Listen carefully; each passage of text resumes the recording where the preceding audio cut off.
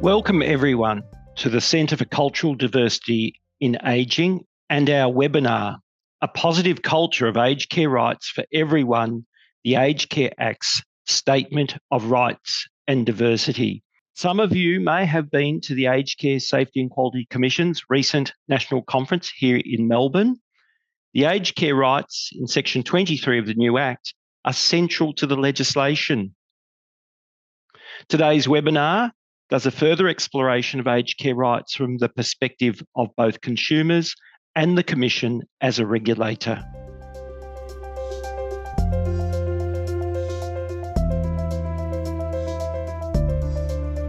It seems that there is a reasonable level of confidence. We're not saying that it's at the most confident end of the scale of being very confident, but we are seeing that people are somewhere between moderately confident and confident of meeting their obligations to older people from culturally and linguistically diverse backgrounds under the Statement of Rights.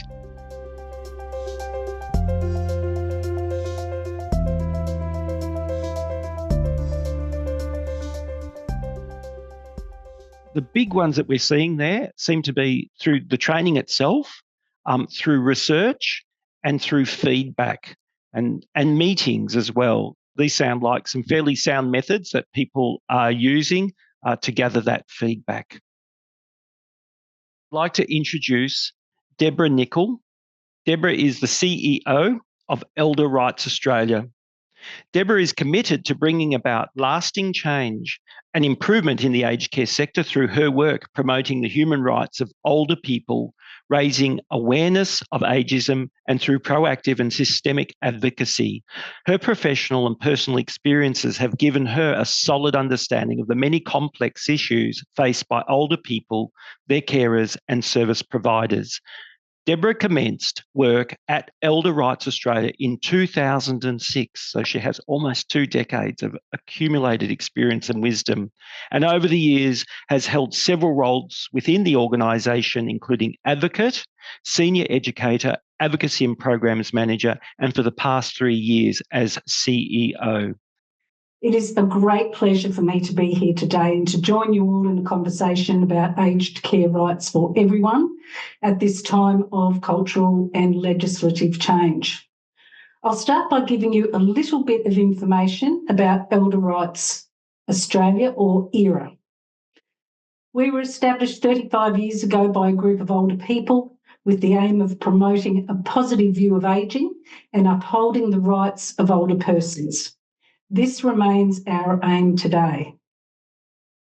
ERA has been serving older Victorians for these past 35 years, delivering the National Aged Care Advocacy Program, a free, confidential, and importantly independent information and advocacy service that is focused on the older person's human rights, on listening to, hearing, and amplifying their voice to achieve positive outcomes. We have over 40 professional, experienced advocates living and working in communities across Victoria. ERA is a founding member of the Older Persons Advocacy Network, or OPAN, and we are one of 9 member organisations, all delivering independent professional advocacy services across Australia. ERA also delivers the Aged Care Volunteer Visitors Scheme in all 9 aged care planning regions in Victoria.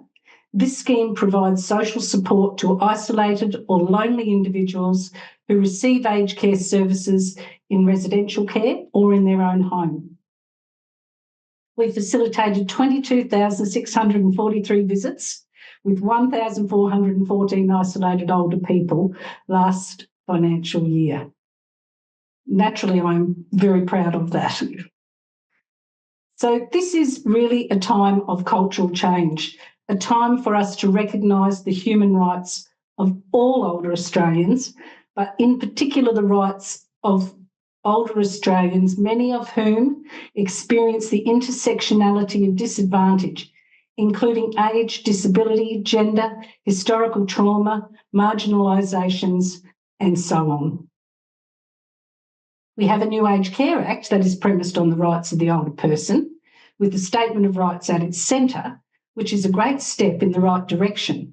However, we will face scrutiny at the United Nations Human Rights Council in Geneva when it undertakes the 25-26 Universal Periodic Review of Australia's human rights record, as we do not have a National Human Rights Act that enhances the rights of all older people or that provides a remedy for the violation of their rights. The Human Rights Act is a work in progress, work that is being undertaken by the Human Rights Law Centre and other civil society organisations, one of which is OPAN. But we're here today to speak about the New Aged Care Act, the Statement of Rights, a positive culture of aged care rights for everyone. I would like to go through the 6 rights in the statement and share the experience of ERA clients to give you examples of how these rights have been breached and what we can do better post-November 1st, when the New Aged Care Act will finally come into force. So number 1, autonomy and freedom of choice. I have a right to make my own choices about my care, relationships and lifestyle, and taking risks, with support if I want it. Recognising and supporting this right, a right that we all exercise freely on a daily basis, is vital for older people receiving care who often feel that they have lost so much autonomy due to their dependence on others. It is common for us to hear about formal and informal representatives restricting access, for example, without ever having consulted the older person about what they want, who they want to visit. In particular, in these cases, when English is not the older person's first language, an independent interpreter should be engaged for the freedom of choice to be expressed without fear of judgment or coercion that could be applied by a staff member or a family member acting as an interpreter. It is important that if support is requested, that the older person chooses who they want to provide that support. It may not be the power of attorney or the family member that the aged care provider has listed as a representative. For the person who has a cognitive impairment or disability, that creates a barrier to clear communication, then supported decision-making principles must apply. There are many different ways to communicate, consult, and ensure that informed decisions can be made, and providers will be required to take the time to go through the process and ensure that this right is respected. Number 2, safe quality care. I have the right to be treated with dignity and respect by qualified aged care workers who value my identity, culture, spirituality, and diversity. The professionalisation of the aged care workforce has been an ongoing issue since I started working in the aged care sector over 40 years ago. ERA clients and their chosen representatives tell us that they struggle with support and clinical staff who do not have the appropriate training or experience they require to meet the complex needs in a respectful way. Recognising and promoting this right will be a challenge for some providers who have not been building and maintaining a strong workplace culture of learning and development. An aged care worker can come from a different cultural background to that of the person in their care, but if they value the principles of diversity and inclusion, compassion and equality, then their workplace and the older person's home can provide a safe environment. It is up to the person receiving the care, however, to determine if it is of the quality they need to feel respected while having their individual needs met. Communication and complaints. I have the right to be informed in a way I understand and to raise concerns without the fear of reprisal. My feedback must be dealt with fairly and promptly. Clear, open communication is the key to any successful relationship. The lack of it is the main factor in most, if not all, the casework that ERA advocates are involved in. Independent interpreters, again, must be employed when English is not the older person's first language. All aged care assessors and providers have access to free telephone interpreting services. This process can, of course, take more time, but it is essential to ensure that the rights of the older person to participate in their assessments, care planning, and to enable informed decision-making are respected. Encouraging complaints and feedback is another matter. Across the country, professional independent aged care advocates reassure their clients that they can raise complaints without the fear of reprisal. But when the advocate goes home and the older person is left in the care of the provider about who they are complaining, or the staff member who is helping with activities of daily living, the fear of reprisal is very real and in some cases prevents the person taking the action required to improve the situation. This is a no-win for both parties. There is no quality improvement for the provider and no positive outcome for the older person. Feedback should be encouraged and the process made easily accessible to all, including carers and family members. Complaints need to be seen by staff as opportunities for improvement, not opportunities to be defensive and to blame others, which we see happening all too often. Complaints can be made at any time to anyone, and there needs to be a robust process to ensure that they are actioned and that the complainant receives feedback and reassurance that the issue has been taken seriously. Equitable access. I have the right to have my needs assessed in a way that works for me, including having my cultural background, past trauma or cognitive conditions such as dementia respected. Equal access and assessment are two very different things.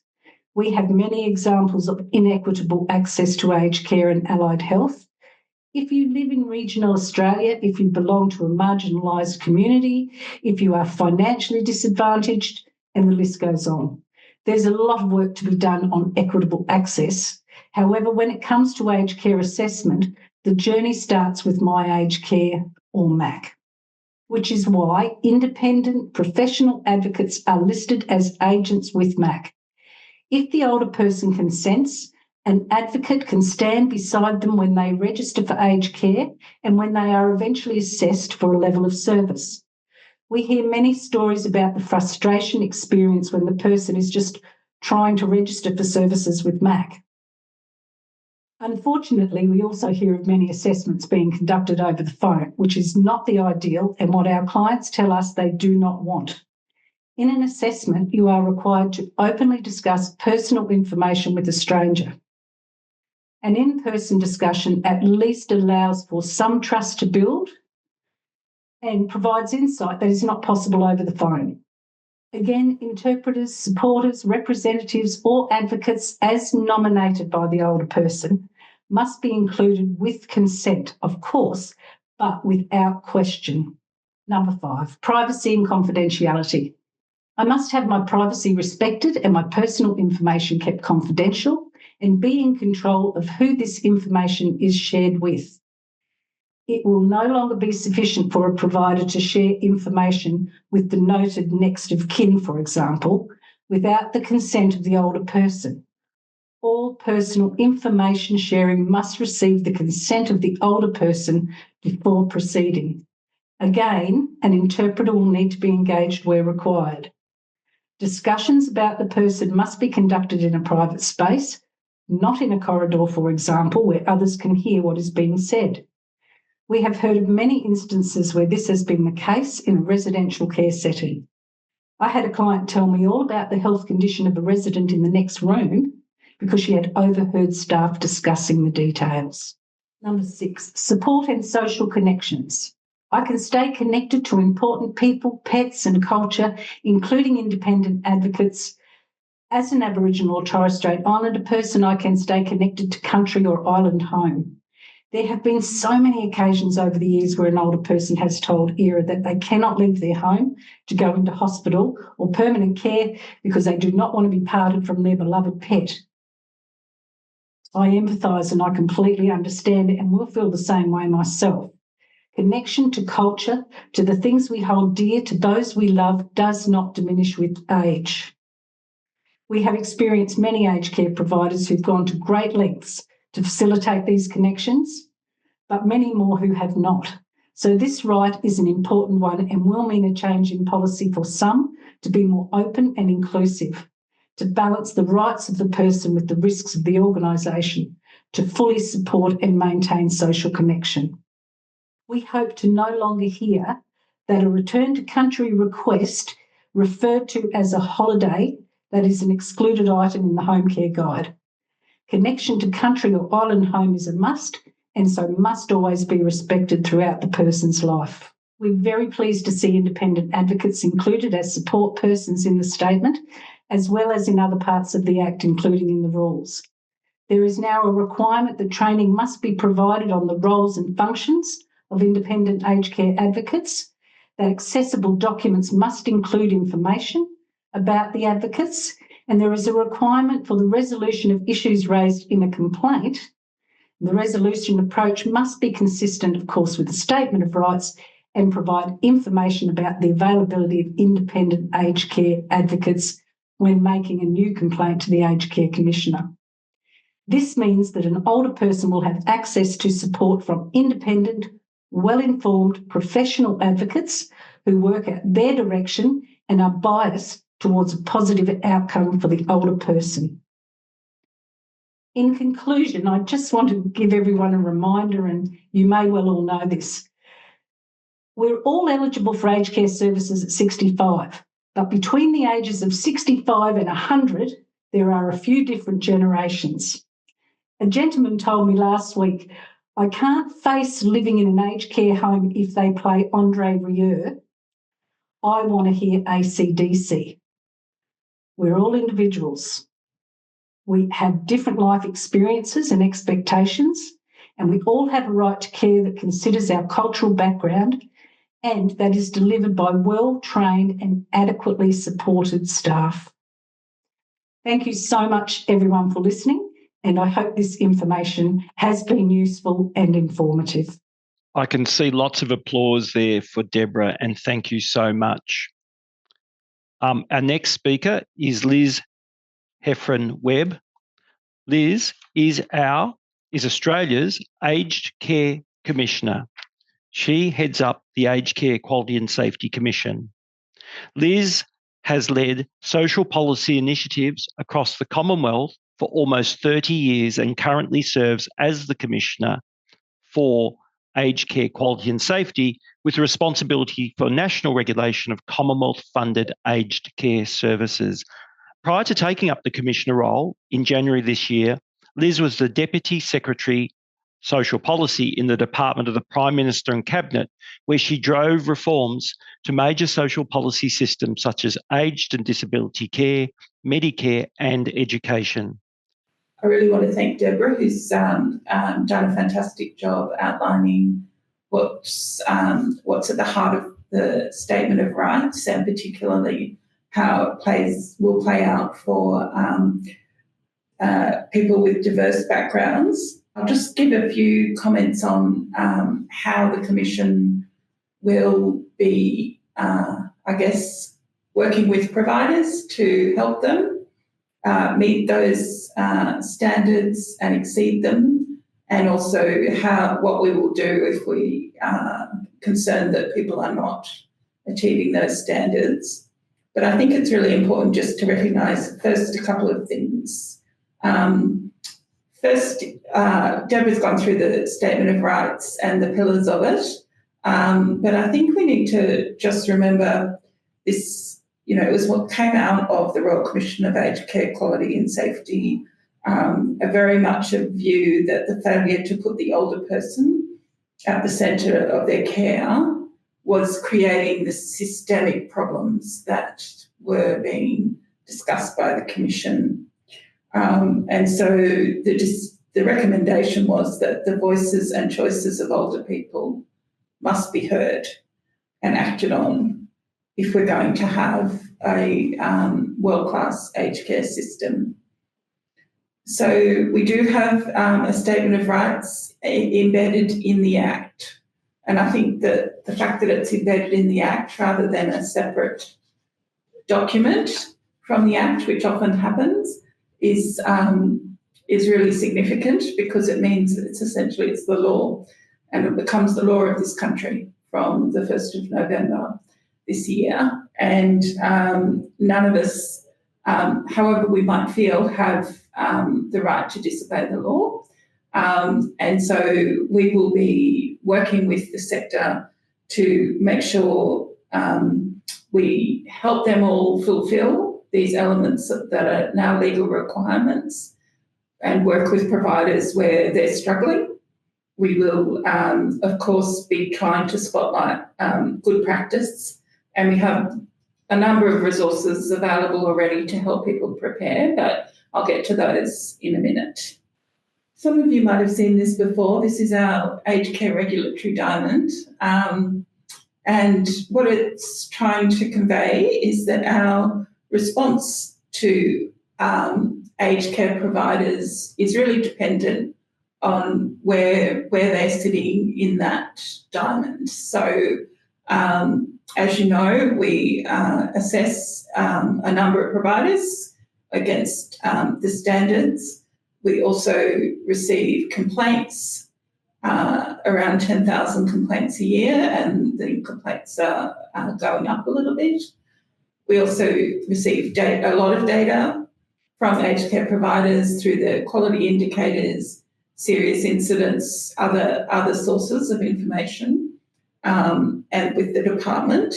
And of course, we're also made aware of issues with providers. Sometimes the provider comes to us with particular issues. Sometimes there's a public incident that highlights that there's concerns about a provider, etc. So those are the ways we kind of make an assessment of how we think a provider is tracking. And our goal, of course, is that everyone is sitting in the top half of that triangle, and that we can support their good practice, share information on good practice, and highlight that. But of course, like us, no one is perfect. I think I said this at the conference last week. We make mistakes. And so we're constantly monitoring, and what we're looking for is risk. And when I say risk, I don't mean risk of non-compliance, I mean risk of harm. So we continually monitor all that data, both through analytic techniques, plus also outreach, discussions, meetings, visits, etc., to work out where we think there's high risk of harm, and then work very closely with the provider to try and remedy that.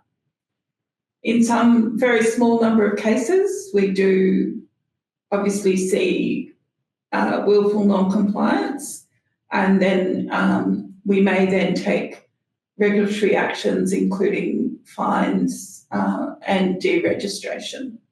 So that's how we will be assessing not just the Statement of Rights, but all the obligations of providers under the new Aged Care Act.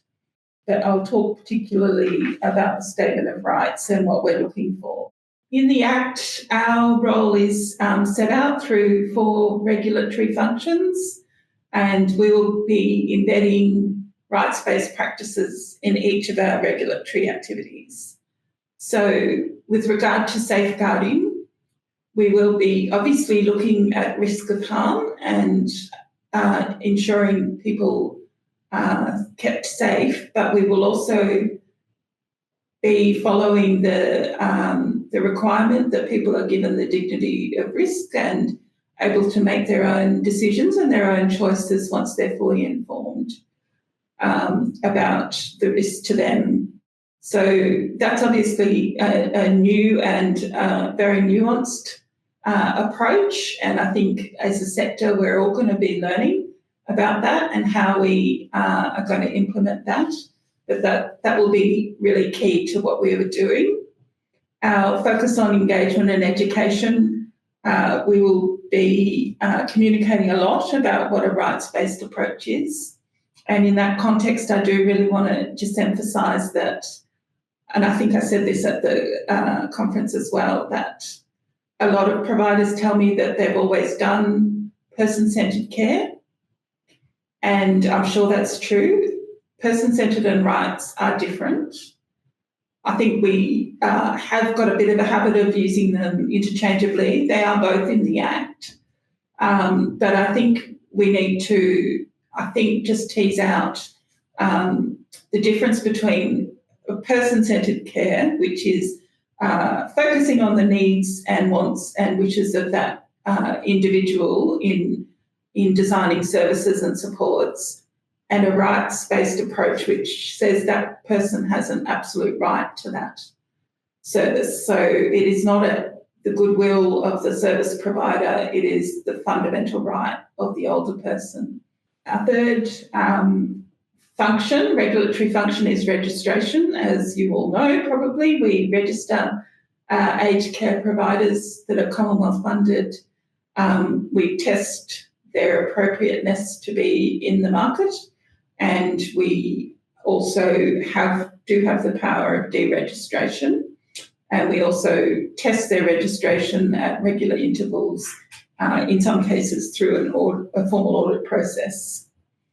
And then finally, complaints. So that's our fourth function. We will be having a new complaints commissioner commencing shortly, but the complaints function will still sit within the commission, and I'll work together with that complaints commissioner, but we will be reframing our work on complaints around the concepts of rights. And so when people ring and complain, we won't necessarily say, sorry, you need to express your complaint in terms of rights, but what we will do is, when we get the complaint in their own words, we will be looking to see where we think the rights have not been fully upheld as required by the obligations, and we'll be talking to the provider and working out a restorative approach where possible, to ensure that that older person's rights are respected. I'm totally with the older gentleman who doesn't want to hear Andrea Ria. I'm right there, and my mother-in-law played it endlessly. So the question is, does that sort of thing count as a violation of rights? Well, if that's all that's played and there's no way to get away from it, that's absolutely could comprise a challenge to someone's rights. But of course, what that raises is that people's rights can be in competition. It could be a RIO faction and an ACD faction in a residential care home. And so the resolution is not always about every person getting exactly what they want. It's about what's a fair, reasonable, proportionate solution that gives everybody opportunity to have some music that they like. And, they can always find somewhere else to be when the music they don't like is playing. So we'll be working on that basis. Another area that's going to be really important, I think, around diversity will be food, nutrition and dining. So registered providers will have to deliver food and drink that meets the nutritional needs and preferences of individuals, but that will encompass diverse, culturally specific dietary requirements for older people, irrespective of their background. Now, that, again, will be complex. It will require consideration and discussion, and it may require some compromise and some negotiation, but we will be looking to test that providers are providing that. The other area I just wanted to touch on is that in the delivery of aged care services, the recognition of trauma and trauma experienced in countries of origin is a really critical component, and that needs to be acknowledged and responded to appropriately with a healing-informed approach. As we know, there's often people from an Australian background with significant trauma, but there's many people from a diverse cultural background who have come to Australia after trauma in their original country.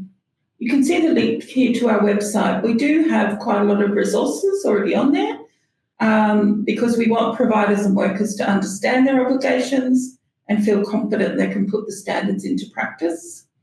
And we also want family and carers and people receiving care to have a clear grasp of what they can expect from providers so that they know what they can do if their experience falls short. We have fact sheets and posters for older people about the Statement of Rights. We have a suite of resources available for CALD and First Nation providers, workers and older people, which we have developed in consultation with people from CALD and First Nations backgrounds and with the advice of our CALD and First Nations Aged Care Reference Group, of which the Centre for Cultural Diversity and Ageing is a member. We also have workshops, case studies, activities for providers and workers on the strengthened standards and culturally inclusive care, which are available on our Alice learning platform. So I encourage you to regularly visit our website to have access to the latest information and resources, including the Sector Readiness Plan, which is on our homepage and details all the resources available to support the sector in the lead up to the 1st of November. We're also really keen to get feedback on any of the materials we produce, so please do follow up with us if there's anything you think we've missed. What is an example of what success will look like to you in relation to the rights of older people in our aged care system, especially people from culturally and linguistic diverse backgrounds? Success to me would look like, certainly for all people from culturally and linguistically diverse backgrounds, for them to have access to an independent interpreter. There have been so many times over the years that I think I touched on when I was speaking earlier, where it's a family member or a staff member who speaks the language and the provider will say to the advocate, look, they speak the language, they can do the interpretation. But we know there's a lot of skill in being a professional interpreter, and I would encourage all providers to make sure they use a professional interpreter. The older person can choose, of course, to be supported by a family member or even a staff member, whoever they choose, whoever they're most comfortable with. But they must use a professional, independent interpreter. And, of course, the other thing is for providers to have a really robust feedback system. Encourage feedback, encourage complaints. Complaints, it's not a dirty word. It is part of your quality improvement process. And for any providers in the room, of course, I'm not telling you anything new, you all know that. But to have a really robust process would be wonderful and very likely put advocates out of work. I think success for me would be if people receiving aged care support feel that they're a major contributor to the design of that support. They feel that their knowledge, their background, their skills and interests are driving the shape of that support. Just because we reach an older part of our life doesn't mean we can't still contribute. And a lot of people of all backgrounds and different diverse sexualities and so forth have a lot to offer, a lot to contribute to the functioning of a community. And I hope that people say, I feel like, people are interested in what I have to say. I feel listened to, and I feel like they've gone out of their way to design the service to respond to the things I've outlined. So that would put us out of business too, which would be a good outcome. What would you say are the key practices for inclusion of culturally, sexuality and gender diverse residents, staff and visitors? We draw on the Act's statements around that, including the importance of non-discrimination. And I speak as someone who's in a same-sex relationship. It is really, really hard when you go to hospital to see your partner and you are kind of asked if you're a best friend or a sister or even worse, her mother, because, I went grey earlier than her. And so I think it's about just not making assumptions and making sure that people who, people's diversity is often very rich, and you won't know until you've had the time with them and to talk about that. And so just treat everyone with respect and avoid jumping to conclusions as you would in your own private life, I guess. To Liz's point, which I agree with absolutely, I think staff training is key. Staff need to receive the information, the training and the support that they need to be able to deliver services that are inclusive. And, let's not forget staff often come from very diverse backgrounds themselves. So I think providers really do need to make sure that they're providing what it is their staff need to deliver services that are rights-based. It will be a cultural change. The next question that we have, and I'm not sure if you touched upon this issue of supporters as well, Debra, but it's a question initially focused towards the Commission, Liz. The question is the Commission saying that a client can ask for a support outside the registered supporter or anyone we have listed as a support for that person? We would generally encourage you to work at the direction of the client. Obviously, if the client has got someone registered but says, no, I actually don't want them, I want someone else, it's good to encourage them that they might want to change who they have registered as their supporter. But there can be all sorts of reasons why people might want someone different, and it might just be that their registered supporter is not available at the moment overseas. All sorts of things can happen. So in general, we would say it's client-directed care. And so, yes, but obviously you'd need to make sure that the client, wasn't being taken advantage of and someone else trying to speak for them. But yes, in general. Supported decision-making is going to be key in the new Aged Care Act, and there's only one person who can decide who they would like to support them, and that is the older person. So even if they have a legally nominated power of attorney or attorney of any sort, you still need to go back to the older person and check in with them who they would like to support them, to provide information and to help make that decision. And again, independence, the same with interpreting services, independence can be key to really finding out what it is that the older person would like to happen with regard to their care and services. And Debra, would you just like to elaborate a little bit more on situations where you see that there might be a party who has, an authorised interest from the point of view of something like guardianship or administration, depending upon the terminology used in that particular jurisdiction, because those are regulated through state-based legislation and regulation. Or maybe that family members who visit frequently think they've assumed that authorising voice or of advocacy for the person.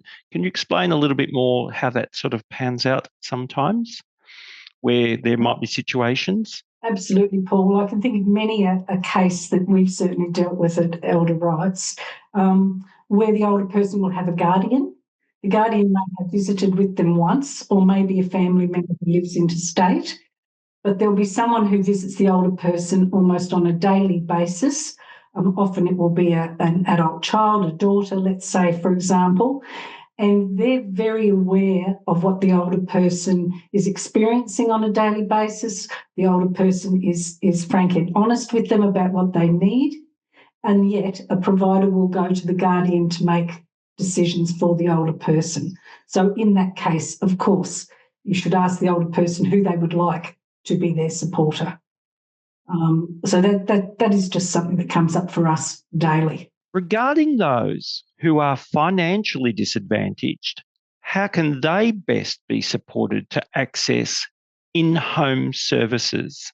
Financial hardship will apply as it does under the current Act. It will apply going forward into the new Aged Care Act, and certainly an independent advocate or one of our specialist financial advocates could help the person with that application. But what we're hearing from older people is that they are very concerned about the new support at home and the charges that will apply for things like showering, for example. And look, that is not something that we are supportive of, and that we would keep trying to get changes.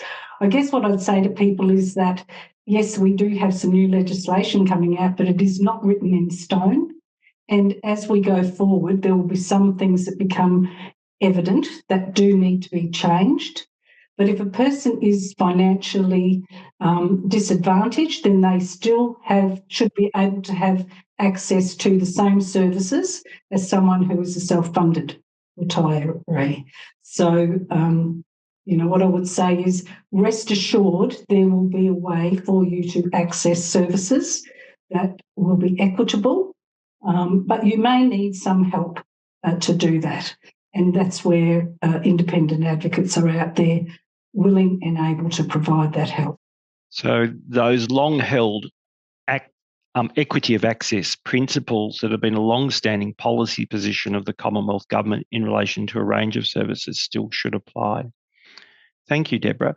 We have another question here. What measures are being implemented to ensure that aged care services are inclusive and responsive to the needs of people from diverse cultural backgrounds, in brackets, ethnic minorities, especially as our communities become increasingly global? So what measures are being implemented to ensure that aged care services are inclusive and responsive to the needs of people from diverse cultural backgrounds? The new Act includes this requirement in the standards. So it's not an option, it's an obligation of providers to be inclusive and to provide high quality and culturally inclusive services. And when we are testing providers' performance against standards, we will be testing that, and we'll be testing it through conversations, through examination of policies, through have staff being trained in concepts like rights and cultural diversity. So that's the journey we're on. But of course, it's not going to be overnight. As Debra said, this is a big cultural change. But we would hope over time we see increasing conformance with those standards and, examples of people exceeding and offering excellent practice, as I'm sure there is many offering now. And we would want to work with the sector to highlight that so that we can learn from each other. I think as a bit of an extension of that question, do you predict, either of you, Debra or Liz, that the new subsection 23.8 of the Act, which subsection 23.8 is part of section 23, which is the Statement of Rights, and it talks about a person's right to use an interpreter. How do you see that aged care providers might be responding to this, or might even be challenged at this point where we are in the process of change? I think Debra has talked a little bit about this, that it can be tempting to rely on family members or staff who speak the language to provide interpretive services, and that's not always a good outcome. And it can, there is free interpretive services available, but I understand it can delay things, can be tricky to get time and get an appointment. So I think we just need to encourage people to continue to use that as best practice. But Debra might have some additional ideas as well. It can be difficult. It can be difficult for us to engage the right interpreter at the right time. but we do need to think ahead, plan ahead, and make sure that that is possible. If the telephone interpreting service, the free service, doesn't have the interpreter that you need on the day, then you do need to look to other interpreting services and have a suite of them that you can go to and rely upon. And of course, keep letting the department know that the TIS service, where it falls short, in what languages, and in its ability to provide face-to-face support or timely support. But certainly there are other services out there, and providers really need to make sure they have a list there easily accessible to all staff so they can reach out as required. Thank you so much, everyone today who have come along, and thank you so much to our wonderful speakers, Debra and Liz.